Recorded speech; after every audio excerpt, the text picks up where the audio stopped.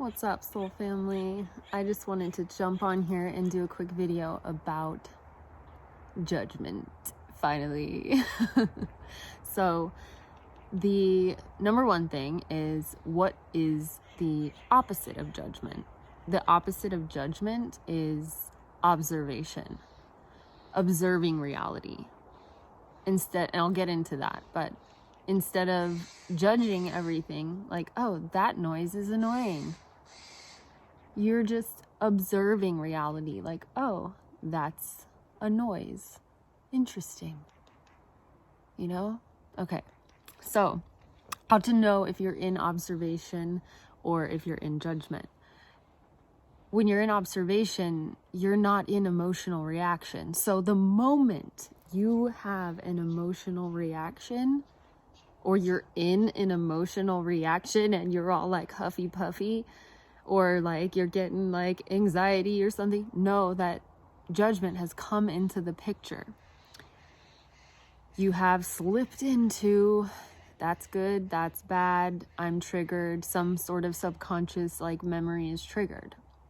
Okay, so the next thing to look at is, in an emotional reaction, realize like, what are those emotions? Hate, anger, resentment, fear. Anytime those emotions are present, you can be pretty sure that you are in judgment, in the judgment cycle. Woo! Okay, and another thing is, don't judge judgments. Just realize that when you are in judgment, when you are judging reality instead of just observing reality, that there are consequences. Judgments equal consequences. And that's not like, you know, like God's like judging you and you're getting punished. It's just that when we have judgments, a chemistry is literally created in the factory in our mind, and it is producing chemicals that keep us in a cycle. And until we burn those chemistries, like boxing or running or whatever, we're kind of stuck in this cycle. So judgments create consequences. The emotions of judgment are hate, anger, resentment, and fear.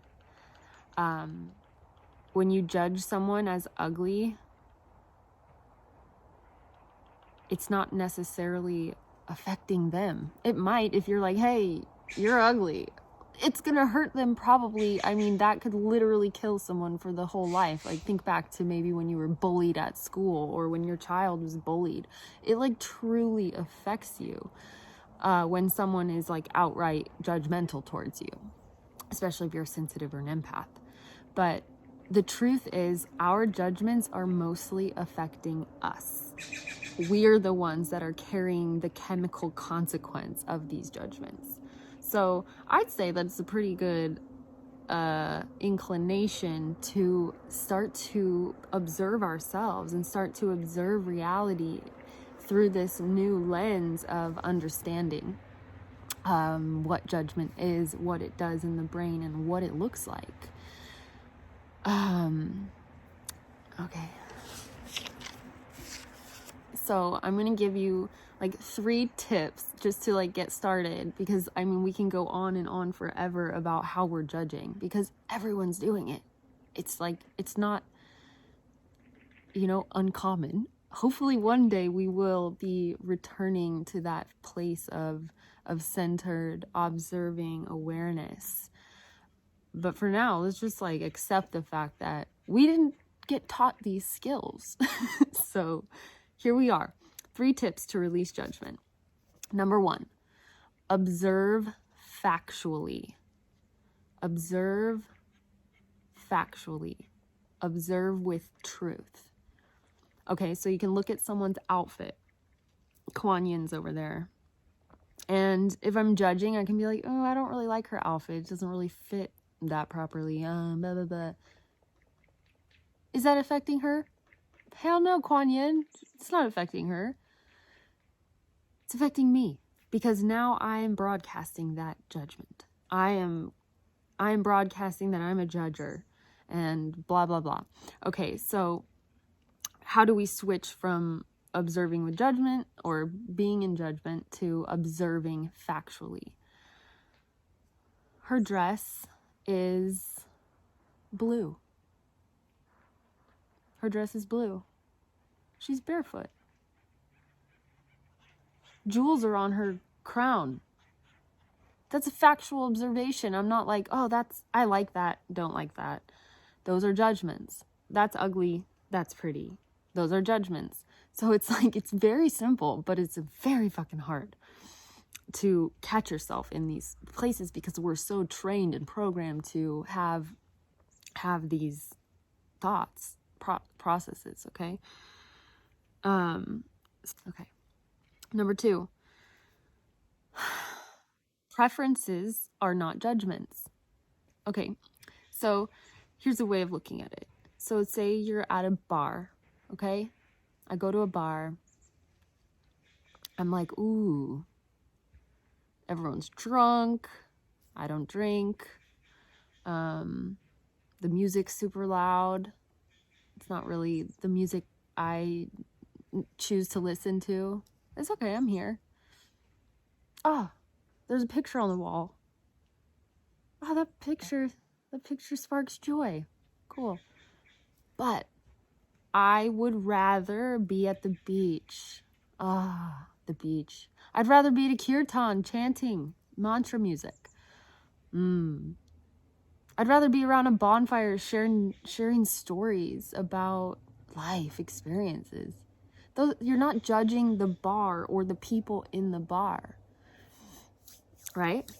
You're not judging them. Like, they're making their own choices. That's fine. They're, taking shots. Been there, done that. I understand. But it's not your preference, and that's okay. So that's not judging. So know the difference between judgments and preferences. Okay? Easy?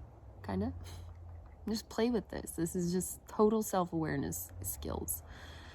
Okay, number 3 is, this is the biggest one, I think, because the most we judge is ourselves. And if you think about it, all the judgments we put out there really have probably come from our self-judgments. So, number 3, be kind to yourself. When you look in the mirror, are you looking for what is wrong? Or when you look in the mirror, are you just looking at what is? My hair's greasy today. Or my skin's glowing. Or my mala is sparkling. Okay. Just start to notice how we judge ourselves, how we can be kinder to ourselves, how we can stop comparing ourselves. Also, when you're in comparison, you're judging. When you're comparing yourself to others, you're in judgment. And it's simple. It's not easy, but it's simple. And I love you guys. I hope these help you. I hope that you could play with these ideas and it will set you on a new journey of literally freeing yourself from the bondage of judgment. Namaste. So much love. Blessings from the woods. And I will see you in the next now.